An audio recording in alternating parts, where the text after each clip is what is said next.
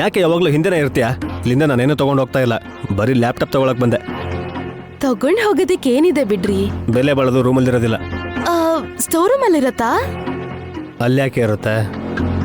ಗಾಯತ್ರಿ ಅತ್ತೆ ಸೀರೆ ಅಲ್ಲಿದ್ದಕ್ಕೆ ತಾನೆ ಅದನ್ನ ಹೊರಗ್ ತೆಗ್ದಿದ್ದು. ಒಂದ್ಸಲ ನಮ್ಮ ಮಾಮ ಅದನ್ನ ತಗೊಂಡು ಹಾಸಿನಿ ಅದಕ್ಕೆ ಮೈ ಮೇಲೆ ದೇವ್ರು ಬರೋ ಹಾಗೆ ಮಾಡಿದ್ರು. ಇನ್ನೊಂದ್ಸಲ ಆ ಸೀರೆ ತಂಟೆಗೆ ನೀನು ಹೋಗಿ ಸಾವಿನ ದೌಡೆಯಿಂದ ತಪ್ಪಿಸ್ಕೊಂಡು ಬಂದಿದೀಯ.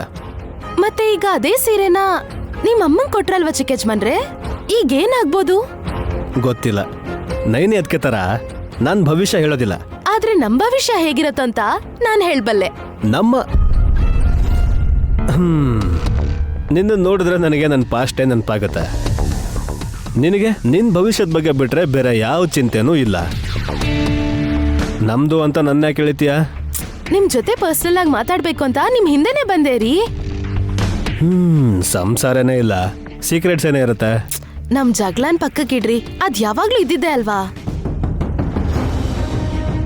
ಮೊದ್ಲು ನಾನ್ ಹೇಳೋದ್ನ ಸಹನೆಯಿಂದ ಶಾಂತವಾಗಿ ಕೇಳಿದ್ರೆ ನಿಮ್ಗೆ ಅರ್ಥ ಆಗತ್ತೆ. ಬೇಗ ಹೇಳು. ನಿಮ್ಮಮ್ಮ ಸೀರೆನ್ ಕೇಳಿದ ತಕ್ಷಣ ಕೊಟ್ಬಿಟ್ರು. ಅಂದ್ರೆ ಯಾರೇ ಏನೇ ಕೇಳಿದ್ರು ವಿಶಾಲ್ ಬಾವ ಕೊಟ್ಬಿಡ್ತಾರೆ. ಅದಕ್ಕೆ ತುಂಬಾ ಬೆಲೆ ಬಾಳೋ ಗಾಯತ್ರಿ ಅತ್ತೆ ಸೀರೆನೇ ಕೊಟ್ಟಿದ್ದಾರೆ ಅಂದ್ಮೇಲೆ ಅವ್ರು ಸ್ಥಾಪಿಸಿರೋ 16 ಕಂಪ್ನಿಯಲ್ಲಿ ಒಂದು ಕಂಪನಿನ ನನಗ್ ಕೊಡು ಅಂತ ನೀವೇನಾದ್ರೂ ಕೇಳಿದ್ರೆ ಕೊಡದೆ ಇರ್ತಾರಾ? ನಿಮ್ಗೂ ಅದರಿಂದ ಫ್ಯೂಚರ್ಗೆ ಹೆಲ್ಪ್ ಆಗತ್ತಲ್ವಾ. ನಾನು ಕೂಡ ಬಿಸ್ನೆಸ್ ಟೈಕೋನ್ ವಿಕ್ರಾಂತ್ ಅವ್ರ ಹೆಂಡತಿ ಅಂತ ಹೆಮ್ಮೆಯಿಂದ ಹೇಳ್ಕೊತೀನಿ.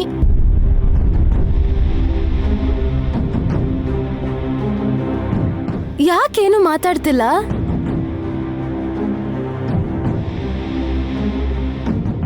ಸ್ಮೈಲ್ ಮಾಡ್ತಾ ಇದ್ದೀರಾ ಅಂದ್ರೆ ನನ್ನ ಐಡಿಯಾ ನಿಮ್ಗೆ ಇಷ್ಟ ಆಗಿರ್ಬೇಕಲ್ವಾ? ಹೌದು ಅಂತ ಹೇಳ್ರಿ, ನನ್ ಮನ್ಸಿಗೂ ಖುಷಿ ಆಗತ್ತೆ. ಏನು ಮಾತಾಡದೆ ಹೊರಟೋದ್ರೆ ನಾನ್ ಏನು ಅಂತ ಅರ್ಥ ಮಾಡ್ಕೋಬೇಕ್ರಿ? ನೀನ್ ನನಗೆ ಕೇಳಕ್ ಹೇಳಿದ್ದು ಒಂದು ಕಪ್ ಕಾಫಿ ಪೌಡ್ರೋ ಇಲ್ಲ ಟೀ ಪೌಡ್ರೋ ಅಲ್ಲ, ಒಂದು ಕಂಪ್ನಿನ ಮಿನಿಮಮ್ 2,000 ಕೋಟಿ ಟರ್ನ್ ಓವರ್ ಇರುತ್ತೆ. ಅದನ್ನ ಹೋಗಿ ನನಗೆ ಕೊಡು ಅಂತ ಕೇಳಿದ್ರೆ ಹೇಗ್ ನಗ್ತಾರೆ ಅಂತ ಊಹಿಸ್ಕೊಂಡ್ರೇನೆ ಕಾಮಿಡಿ ಅನಿಸ್ತಾ ಇದೆ. ಕೊಡಲ್ಲ ಅಂತೀರಾ? ಕೇಳ್ತಿರಲ್ಲ ಬುದ್ಧಿ ಇಲ್ವಾ ಅಂತ ಅನಿಸ್ಕೋಬೇಕು ಅಂತ್ಯಾ? ನೀವೊಂದ್ ಮಾತ್ ಹೇಳ್ರಿ, ನಾನ್ ವಿಶಾಲ್ ಬಾವನ್ ಹತ್ರ ಮಾತಾಡಿ ನಿಮ್ಮನ್ನ ಒಂದ್ ಕಂಪ್ನಿ ಓನರ್ ಆಗಿ ಮಾಡ್ಲಿಲ್ಲ ಅಂದ್ರೆ ನನ್ನ ಹೆಸರು ಬದಲಾಯಿಸ್ಕೋತೀನಿ. ನೀನೇ ನಿನ್ನ ಹೆಸರನ್ನ ಬದಲಾಯಿಸ್ಬೇಡ, ಆದ್ರೆ ನಿನ್ನ ಹೆಸರು ಪಕ್ಕದಲ್ಲಿ ನನ್ನ ಹೆಸರನ್ನ ಹಾಕೋದನ್ನ ಮಾತ್ರ ಬಿಟ್ಬಿಡು. ಇಲ್ಲಾಂದ್ರೆ ಮರ್ತ್ಬಿಡು ಪ್ಲೀಸ್. ಚಿಕ್ಕಜ್ಮನ್ರೆ, ನಮ್ಮ ಅಕ್ಕ ಮತ್ತೆ ಬಾವ ಒಳ್ಳೆ ಮೂಡಲಿದ್ದಾಗ ಕೇಳ್ಬಿಡ್ಬೇಕು. ನಿಮ್ಗೆ ಅರ್ಥ ಆಗ್ತಿದ್ಯಾ? ನಿನ್ನೆ ಹ್ಯಾಂಡ್ಲ್ ಮಾಡಕ್ ಆಗ್ತಿಲ್ಲ. ನಿನ್ನ ಕಂಪ್ನಿ ಹೇಗೆ ನಡೆಸೋದು ಏನೋ. ನೀನು ಬದಲಾದ್ರೆ ಆವಾಗ ಯೋಚನೆ ಮಾಡೋಣ.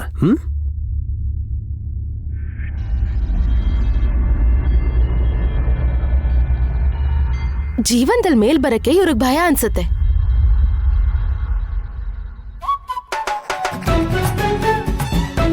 ಮಕ್ಕಳು ಮಕ್ಕಳು ನಾವೆಲ್ಲ ಮಕ್ಕಳು. ಸ್ವಂತ ತಂದೆ ತಾಯಿಗೆ ಗೊಂಬೆ ತರ ಕಾಣಿಸ್ತೀವಿ. ಮಕ್ಕಳು ಮಕ್ಕಳು ನಾವೆಲ್ಲರೂ ಮಕ್ಕಳು.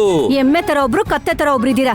ನೀವು ಮಕ್ಕಳಾಗೋದು ಅಂದ್ರೆ ಏನಯ್ಯ? ಆ ಮಗುನ ಆಡಿಸ್ಬೇಕು ಅಂತ ಆ ರೀತಿ ಹಾಡ್ತಾ ಇದೀವಿ. ದುರ್ದು ಮಾತೆ. ನೀನು ಬಂದ್ ಕುತ್ಕೊಳ್ಳೆ, ನೀನು ಕೂಡ ಆಡಿಸ್ತೀವಿ. ಎಲ್ರು ಮುಂದೆ ಆಟ ಅಂದ್ರೆ ಹೇಗ್ರಿ? ಚಿಕ್ಕಪ್ಪ, ಆಂಟಿಗೆ ಸಡನ್ ಆಗಿ ನಾಚಿಕೆ ಬಂದಿದೆ ನೋಡಿ. ಅದೇ ತಿಲೋತ್ತಮ ಅತ್ತೆ ಆಗಿದ್ರೆ ಆಟ ಅಂತಿದ್ದಾಗೆ ಜಿಂಕೆ ತರ ಜಿಗ್ದಾಡಿರೋರು. ಹಾಲ್ಗೂ ಬರ್ದೆ ರೂಮಲ್ಲಿ ಏನ್ ಮಾಡ್ತಿದ್ದಾರೆ? ಅತ್ತೆ ಮತ್ತೆ ವಲ್ಲಭವ ಮನೇಲಿ ಇದ್ರೆ ತಾನೆ. ಎಲ್ಲಿಗೆ ಹೋಗಿದ್ದಾರೆ? ಗಾಯತ್ರಿ ಅಮ್ಮನ ಸೀರೆ ಕೊಟ್ಟ ಮೇಲೆ ಅವರಿಬ್ರು ಎಲ್ಲಿ ಮನೇಲಿರಕ್ಕಾಗತ್ತೆ ಮಾತೆ?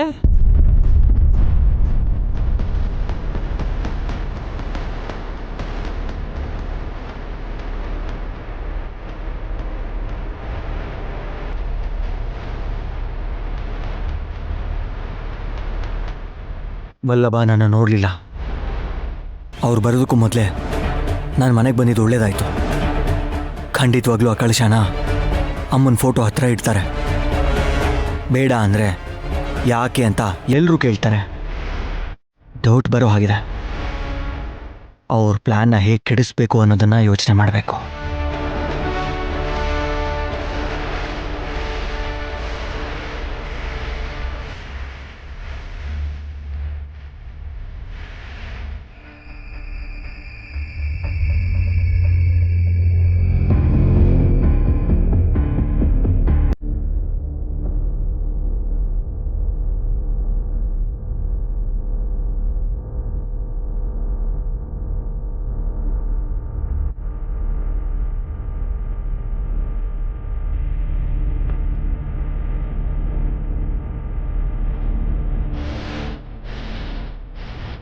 ಚೆನ್ನಾಗ್ ನೋಡಮ್ಮ ಕಣ್ಣಮ್ಮ, ಇದೇ ಮನೆ. ಇಲ್ಲೇ ಗಾಯತ್ರಕ್ಕನ ದಹನ ಸಂಸ್ಕಾರ ನಡೆದಿರೋದು. ದೊಡ್ಡಮ್ಮ ಯಾವ ಕಡೆ ಇದ್ದಾರೆ ಅಂತ ಅವ್ರಿರೋ ಕಡೆ ನಿನ್ ದೃಷ್ಟಿನ ಬೀರ್ಬೇಕಮ್ಮ ಕಣ್ಣಮ್ಮ ತಾಯೇ. ಏಯ್, ಜೋರಾಗಿ ಮಾತಾಡ್ಬಿಡ್ವೋ, ಮನೇಲಿರೋರು ಕೇಳಿಸ್ಕೋತಾರೆ. ಇವಾಗ ಮನೆ ಒಳಗಡೆ ಹೋಗ್ತಾ ಇದೀವಲ್ಲ ಮಾಮ್, ಕಣ್ಣಮ್ಮನ ಅವ್ರೆಲ್ರೂ ನೋಡ್ತಾರೆ. ಯಾರಾದ್ರೂ ಕೇಳಿದ್ರೆ ಗಾಬರಿ ಆಗದೆ ಉತ್ತರ ಕೊಡ್ಬೇಕು, ಅರ್ಥ ಆಯ್ತಾ? ಹಾ, ನಾನ್ ಚೆನ್ನಾಗಿ ಪ್ರಿಪೇರ್ ಆಗಿದ್ದೀನಿ ಮಾಮ್. ಗುಡ್. ಅಕ್ಕನ್ ಸೀರೆ ತಗೊಂಡ್ ಬಾ. ಅಯ್ಯಯ್ಯೋ, ಅದೊಂದಿದೆ ಅಲ್ವಾ? ಅದೇ ಮುಖ್ಯ ಕಣೋ, ಹೋಗು. ಮರ್ತೋದೆ ಮಾಮ್, ಇರಿ.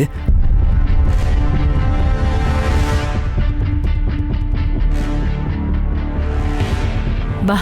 ಬನ್ನಿ ಬನ್ನಿ ಮಾಮ್.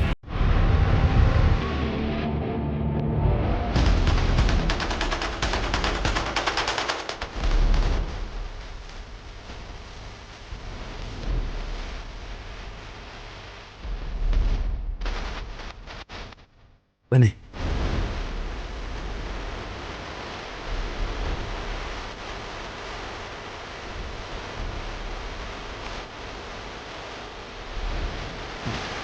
ನನ್ನ ಸ್ವಂತ ತಾಯಿ, ಸಾಕ್ ತಾಯಿ, ಈಗ ಕಣ್ಣಮ್ಮ ತಾಯಿ. ಮೂವರು ತಾಯಿಗಳ ನಡುವೆ ಯುದ್ಧನೇ ನಡೆಯೋ ಹಾಗಿದೆ.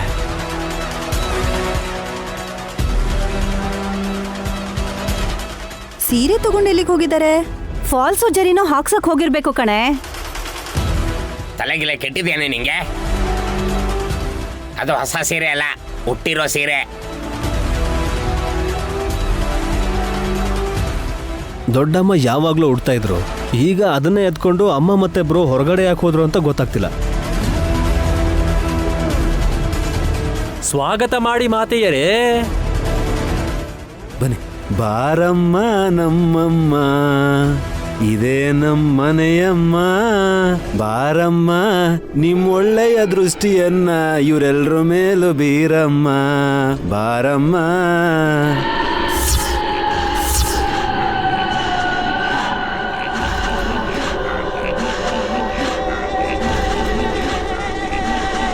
ವಲ್ಲಭ ಏನಾಯ್ತು? ಮೋಸ್ಟ್ಲಿ ಬೀದಿ ನಾಯಿ ಕಚ್ಚಿರ್ಬೇಕು. ಏಯ್, ತಲೆ ಹರಟೆ. ಅಮ್ನೋರ್ನ ಮನೆಗ್ ಬರ ಮಾಡ್ಕೋತಿರೋ ನಿನ್ ಗಂಡನ್ನ ಹಾಗಂದ್ರೆ ನಿನ್ ಕಣ್ಣೇ ಹೊರಟು ಹೋಗುತ್ತೆ. ಕೈಯಲ್ಲಿ ಕಳಶ, ಅದ್ರ ಮೇಲಿರೋದು ಅಮ್ನೋರು ಅನ್ಕೋತೀನಿ.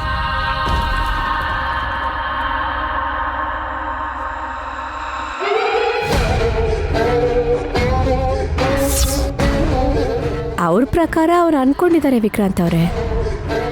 ಯಾಕಂದ್ರೆ ಈ ತಾಯಿನ ನಾನು ಯಾವತ್ತೂ ನೋಡಿಲ್ಲ.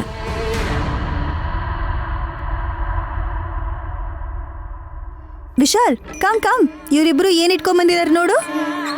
ಯಾವ್ದೋ ಐಟಮ್ ತಂದಿರೋ ಹಾಗೆ ಇಂಟ್ರೊಡಕ್ಷನ್ ಕೊಡ್ತಿದ್ದೀರಲ್ಲಕ್ಕ. ಎಲ್ರಿಗೂ ಗೊತ್ತಾಗ್ಬೇಕಲ್ವಾ ಸುಮನಾ? ಏನ್ ಮಾಡ್ತಿದ್ದೀರಾ ಮಾಮ್? ಗಾಯತ್ರಕ್ಕ ಪ್ರಾಣ ಬಿಟ್ಟಾಗ ಉಟ್ಕೊಂಡಿದ್ದ ಸೀರೆನ ಮತ್ತೆ ನಾನು ಉಟ್ಕೋಬೇಕಾದ್ರೆ ಕಟ್ಟುಪಾಡೇನಾದ್ರೂ ಇರ್ಬೋದಾ ಏನೋ ಅಂತ ಸ್ವಾಮೀಜಿನ ಕೇಳೋಣ ಅಂತ ಹೋಗಿದ್ವಿ ಕಂದ. ಯಾ ಸ್ವಾಮಿ? ಅಖಂಡ ಸ್ವಾಮಿಗಳನ್ನ ಭೇಟಿ ಮಾಡ್ಕೊಂಡು ಬಂದ್ವಿ.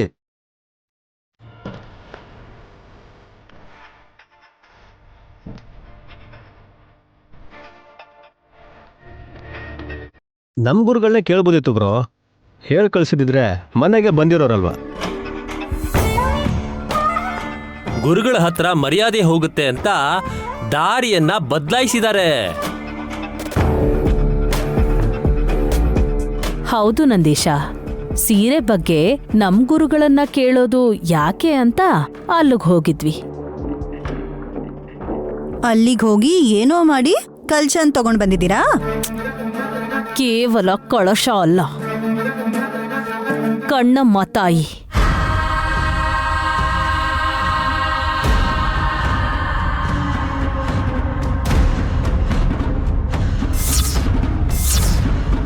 ಗ್ರಾಮ ದೇವತೆ ಅನ್ಸತ್ತೆ. ನೀವು ತುಂಬಾ ತಿಳ್ಕೊಂಡಿದ್ದೀರಾ ರೀ. ಅಮ್ನೋರು ಒಟ್ಟಾಗಿ 101 ಜನ ಅಕ್ಕ ತಂಗಿರಿದ್ದಾರೆ. ಅವರೆಲ್ರಿಗೂ ಒಬ್ನೇ ಒಬ್ಬ ತಮ್ಮ ಪೋತರಾಜ ಅಂತಿದ್ದಾರೆ. ಪೋಲೆಯಮ್ಮ, ಮುತ್ಯಾಲಮ್ಮ, ಗಂಗಮ್ಮ, ಗಂಗಾನಮ್ಮ, ಬಂಗಾರಮ್ಮ, ಮಾಂಕಾಳಮ್ಮ, ಸತ್ಯಮ್ಮ, ಕಾಳಮ್ಮ, ಅಣ್ಣಮ್ಮ, ಚಿತ್ತಾರಮ್ಮ ಈ ತರ ಹೇಳ್ಕೊಂಡೋದ್ರೆ ಅಷ್ಟು ಅಮ್ಮೋರ್ ಹೆಸರುಗಳನ್ನ ಹೇಳ್ತೀನಿ ನಾನು. ಆದ್ರೆ ಎಲ್ಲೂ ಕಣ್ಣಮ್ಮ ತಾಯಿ ಹೆಸರನ್ನ ಕೇಳೇ ಇಲ್ವೇ? ಇವಾಗ ಇಟ್ಬಿಡೋಣ. ಅಮ್ಮನವ್ರಿಗೆ ಹೆಸರಿಡೋ ಅಷ್ಟು ದೊಡ್ಡೋರಾಗ್ಬಿಟ್ರಾ ನೀವು? ಮಾಮ್, ಏನಂತೀರಾ? ನಾನೇನೋ ಹೇಳೋದು, ಅಖಂಡ ಸ್ವಾಮಿಗಳೇ ಕಣ್ಣಮ್ಮ ತಾಯಿನ ಒಂದು ದಿನದ ಮಟ್ಟಿಗೆ ನಿಮ್ ಮನೇಲಿ ಇಟ್ಕೊಳ್ಳಿ ಅಂತ ಕಳಿಸ್ಕೊಟ್ಟಿದಾರಲ್ವಾ?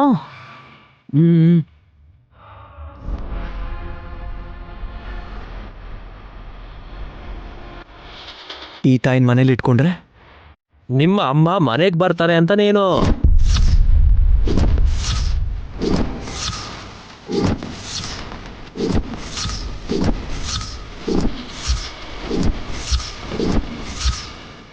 ಅಂದ್ರೆ ದೊಡ್ಡ ಮಾತೆ ನಮ್ಮೆಲ್ಲರಿಗಿಂತ ಒಂದು ಹೆಜ್ಜೆ ದೊಡ್ಡದಾಗಿ ಹಾಕಿ ಪುನರ್ಜನ್ಮ ಎತ್ತಿರುವಂತ ಗಾಯತ್ರಿ ಅಮ್ಮನ್ನ ಪ್ರತ್ಯಕ್ಷವಾಗಿ ನೋಡ್ಬೇಕು ಅಂತ ಈ ಕಣ್ಣಮ್ಮನ್ನ ಜೊತೆಲಿ ಕರ್ಕೊಂಡು ಬಂದಿದ್ದಾರೆ ಮಾತೆ.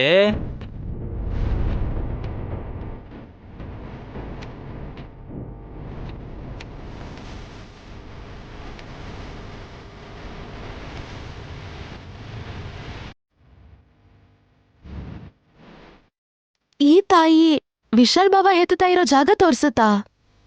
ಸುಮನ, ನಂದೀಶನ್ ಮಾತ್ ಕೇಳ್ತಾ ಇದ್ರೆ ಬೇಡದೇ ಇರೋ ವಿಷಯಗಳೇ ನಮಗ್ ಮುಖ್ಯ ಆಗ್ಬಿಡುತ್ತೆ.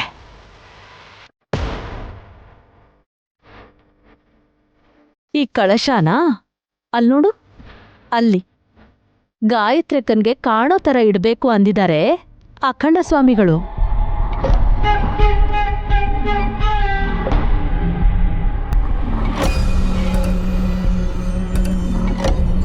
ನಾಳೆ ಮತ್ತೆ ಕಣ್ಣಮ್ಮ ತಾಯಿನ ಬೀಳ್ಕೊಡ್ಬೇಕು ನಾವು. ಹಾಗಾಗಿ ಇವತ್ತು ಸಾಯಂಕಾಲ ಮುಸ್ಸಂಜೆ ಹೊತ್ತಿಗೆ ಗಾಯತ್ರಿಕನ್ ಸೀರೆನ ನಾನು ಉಟ್ಕೊಂಡು ಬಂದು ಈ ಅಮ್ನೋರ್ ಹತ್ರ ದೀಪಾರಾಧನೆ ಮಾಡಿದ್ರೆ ಎಲ್ಲ ಒಳ್ಳೇದೇ ಆಗುತ್ತಂತೆ. ನಮ್ಗ ಸ್ವಾರ್ಥ ಇಲ್ಲ ಕಣೋ, ಈ ಮನೆಯವರೆಲ್ರಿಗೂ ಒಳ್ಳೇದಾಗ್ಬೇಕು. ಮಾಮ್, ಸೀರೆ ಕಟ್ಕೊಂಡು ನೀವು ಒಂದು ಹೊತ್ತಾದರೂ ಸಂತೋಷವಾಗಿದ್ದು ಕನ್ಸಲ್ ಬಂದಿರೋ ನಮ್ಮ ಅಮ್ಮನ ಆಸೆನ ಈಡೇರಿಸೋದ್ರ ಬದಲು ಈ ಅಮ್ಮನವ್ರನ್ನ ಮನೆಗೆ ಕರ್ಕೊಂಡು ಬಂದು ಪೂಜೆ ಕಾರ್ಯಕ್ರಮ ಯಾಕೆ ಮಾಡ್ತಾ ಇದ್ದೀರಾ? ಪೂಜೆ ಪುನಸ್ಕಾರ ಮಾಡೋ ಅವಶ್ಯಕತೆ ಇಲ್ಲ ಕಂದ. ನಾನು ನಿಮ್ಮಮ್ಮ ಉಟ್ಟಿರೋ ಸೀರೆನ ಉಟ್ಕೊಂಡು ಕಣ್ಣಮ್ಮ ತಾಯಿ ಹತ್ರ ದೀಪ ಬೆಳಗ್ಸಿದ್ರೆ ಸಾಕು. ಸುಮನ, ನೀನ್ ಹೋಗಿ ರಂಗೋಲಿ ಹಾಕು, ನಾನು ಕಲಶ ಇಡ್ತೀನಿ. ಆಯ್ತತ್ತೆ.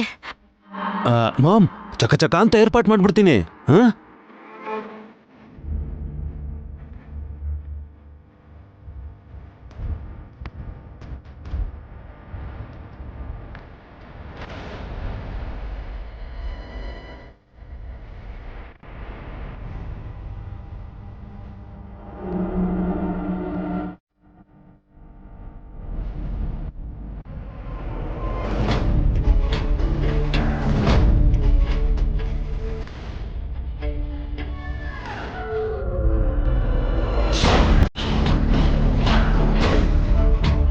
ಯಾವತ್ತೂ ಇಲ್ಲದೆ ಇರೋ ಇವ್ರಿಗೆ ಭಯ ಭಕ್ತಿ ಬಂದಿರೋದು ಆಶ್ಚರ್ಯನೇ.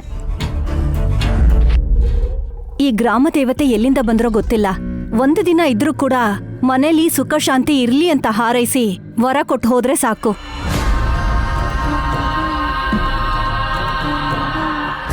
ಶಕ್ತಿ ಮತ್ತೆ ಯುಕ್ತಿಯ ನಡುವೆ ಪರೀಕ್ಷೆ ನಡೀತಾ ಇದೆ ಅಂತ ಅನಿಸ್ತಾ ಇದೆ. ನಡಿಬಾರ್ದೇನಾದ್ರೂ ನಡೆಯುತ್ತೆ ಅಂತ್ಯಾ? ಮೂರ್ತಿ, ಅಮ್ನೋರ್ ಇರ್ಬೇಕಾದ್ರೆ ಭಯ ಯಾಕೆ?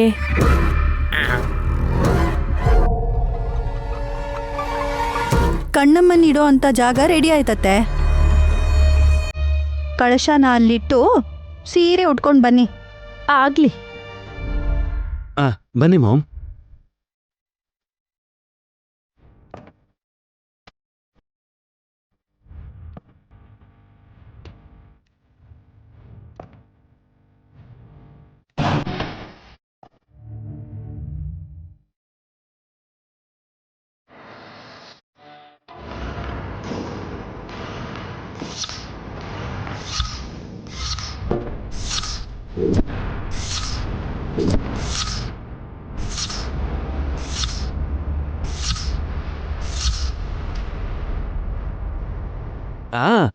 ದೀಪಾರಾಧನೆ ಟೈಮ್ಗೆ ಎಲ್ಲರೂ ಬರಬೇಕು.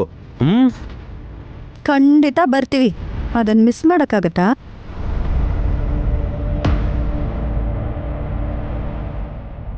ಯಾಕಂಗಂದ್ರೆ ಅದಕ್ಕೆ ಕಣ್ಣಮ್ಮ ತಾಯಿ ಅಲ್ವಾ, ಅದಕ್ಕೆ ಹಾಗೆ ಹೇಳ್ದೆ ವಿಕ್ರಾಂತ್. ನೀವು ಹೊರಡಿ ಅತ್ತೆ, ಈಗಿಂದಾನೇ ರೆಡಿ ಮಾಡ್ಕೊಳ್ಳೋದು ಒಳ್ಳೇದು, ಆಮೇಲೆ ಲೇಟ್ ಆಗತ್ತೆ.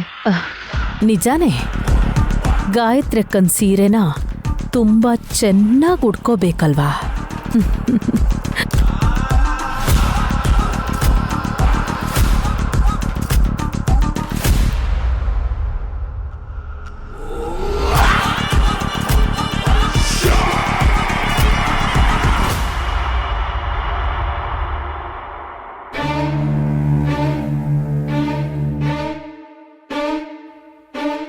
ಯಜಮಾನ್ರೆ, ಗಾಯತ್ರಿಯಲ್ಲಿ ನೈನಿ? ಹಾಸಿನಿ ಅಕ್ಕ ಹತ್ರ ಇದ್ದಾಳೆ, ಕರ್ಕೊಂಬರಲ್ಲ ಅವಳನ್ನ? ಪರವಾಗಿಲ್ಲ, ಇರ್ಲಿ ಬಿಡು, ಸುಮ್ಮನೆ ಕೇಳಿದೆ. ಈ ನಡುವೆ ನೀವು ಗಾನವಿಗಿಂತ ಗಾಯತ್ರಿ ಪುಟ್ಟಿ ಬಗ್ಗೆನೇ ತುಂಬಾ ಯೋಚನೆ ಮಾಡ್ತಿದ್ದೀರಾ, ಯಾಕೆ ಯಜಮಾನ್ರೆ? ಹಾಗೇನಿಲ್ವಲ್ಲ. ನೀವು ಹೇಳ್ದೆ ಹೋದ್ರೂ ನಂಗೆ ಗೊತ್ತಿದೆ. ಗೊತ್ತಾ? ಅಮ್ಮವ್ರ ಹೆಸರಿದೆ ಅಂತ ಅಷ್ಟೇ ಅಲ್ಲ, ನಿಮ್ಮ ಅಮ್ಮನ್ನ ಅವಳಲ್ಲಿ ಒಂದಿನಾದ್ರೂ ನೋಡು ಅಂತ ಸ್ವಾಮೀಜಿ ಹೇಳ್ದಾಗಿಂದ ನಿಮ್ಮಲ್ಲಿ ಬದಲಾವಣೆ ನೋಡ್ತಾ ಇದ್ದೀನಿ. ಪಾರ್ಶಾಲಿಟಿ ಎಲ್ಲ ಏನೂ ಇಲ್ಲ. ಇದ್ರೂ ಅಷ್ಟೇ ನನ್ಗೇನು ಪರವಾಗಿಲ್ಲ, ಯಾಕಂದ್ರೆ ಸ್ವಂತ ಮಗಳು ಗಾನವಿಗಿಂತ ದತ್ತುಗ್ ತಗೊಂಡಿರೋ ಮಗುನ ತುಂಬಾ ಚೆನ್ನಾಗಿ ನೋಡ್ಕೋತಾ ಇದೀವಿ ಅಂತ ಜನ ಕೂಡ ನಮ್ಮ ಬಗ್ಗೆ ಹೊಗಳಿ ಮಾತಾಡ್ತಾರೆ. ಎಲ್ಲೇ ಇದ್ರೂ ಮಕ್ಕಳು ಕ್ಷೇಮವಾಗಿ ಆರೋಗ್ಯವಾಗಿರಬೇಕು ಅನ್ನೋದೇ ನನ್ನ ಉದ್ದೇಶ. ತಿಲೋತ್ತಮ ಅತ್ತೆ ಮಾತ್ರ ಮನೇಲಿರೋ ಗಾಯತ್ರಿನ ಹಚ್ಕೊಳ್ದೆ ನಿಮ್ಮ ತಾಯಿ ಗಾಯತ್ರಿ ಅಮ್ಮವ್ರನ್ನ ಎಲ್ಲೇ ಇದ್ರೂ ಹುಡುಕ್ ತರಬೇಕು ಅಂತ ಸಂಕಲ್ಪ ಮಾಡಿದ್ದಾರೆ ಅನ್ಸುತ್ತೆ. ಅವ್ರವ್ರ ಪ್ರಯತ್ನಗಳನ್ನ ಅವ್ರವ್ರು ಮಾಡ್ತಿದ್ದಾರೆ. ಅಮ್ಮನವ್ರನ್ನ ಕೂಡ ಮನೆ ಕರ್ಕೊಂಬಂದಿದಾರಲ್ಲ. ಅಮ್ಮನವ್ರೇನಾ? ನಿಮಗ್ ಕೂಡ ಅನುಮಾನ ಬಂದಿದ್ಯಾ? ಹಾಗೇನಿಲ್ಲ, ನಿನಗ್ಯಾಕೆ ಹಾಗನ್ನಿಸ್ತು? ಕಣ್ಣಮ್ಮ ಅಂತ ಅತ್ತೆ ಏನೋ ಹೇಳಿದ್ರು, ಆದ್ರೆ ಆ ಹೆಸರು ನಮ್ಮನವ್ರನ್ನ ನಾನೆಲ್ಲೂ ನೋಡಿಲ್ಲ, ಕೇಳೂ ಇಲ್ಲ ಯಜಮಾನ್ರೆ. ಕಣ್ಣಮ್ಮನ ಅಂದ್ರೆ? ಇದಕ್ಕೆರಡು ಅರ್ಥ ಇದೆ. ಕಣ್ಣು ಅಂದ್ರೆ ದೃಷ್ಟಿ, ಇನ್ನೊಂದು ಅರ್ಥ ತೋರ್ಸೋದು ಅಂತ. ಆದ್ರೆ ಅತ್ತೆ ತಂದಿರೋ ತಾಯಿ ಏನ್ ನೋಡ್ತಾಳೋ ಏನ್ ತೋರಿಸ್ತಾಳೋ ಗೊತ್ತಿಲ್ಲ. ನಮ್ಮಮ್ಮನ ಫೋಟೋ ನೋಡಿದ್ರೆ ಎಲ್ಲ ಗೊತ್ತಾಗೋಗುತ್ತೆ ನೈನಿ. ಈಗ ಇದರಿಂದ ಹೇಗೆ ಪಾರಾಗಬೇಕು ಅಂತ ಗೊತ್ತಾಗ್ತಿಲ್ವೇ? ಏನು ಯೋಚನೆ ಮಾಡ್ತಿದ್ದೀರಾ ಯಜಮಾನ್ರೆ? ನಾಳೆ ಕಣ್ಣಮ್ಮನ್ನ ಬೀಳ್ಕೊಡ್ಬೇಕು ಅನ್ನೋ ಕಾರಣಕ್ಕೆ ಮಾಮ್ ಈ ಥರ ಮಾಡ್ತಾ ಇದ್ದಾರಾ? 24 ಗಂಟೆ ಅಂದ್ರೂ ತುಂಬ ಸಮಯನೇ.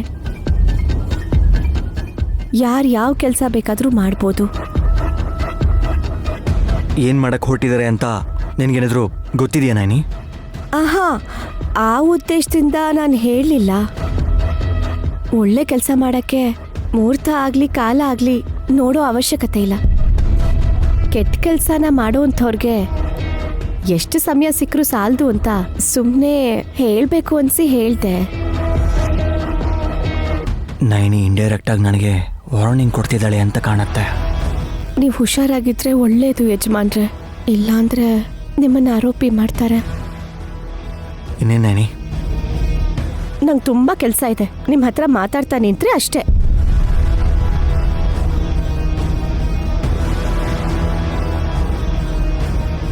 ಏನೋ ನಡಿಬಹುದು, ಅಲರ್ಟ್ ಆಗಿರಬೇಕು.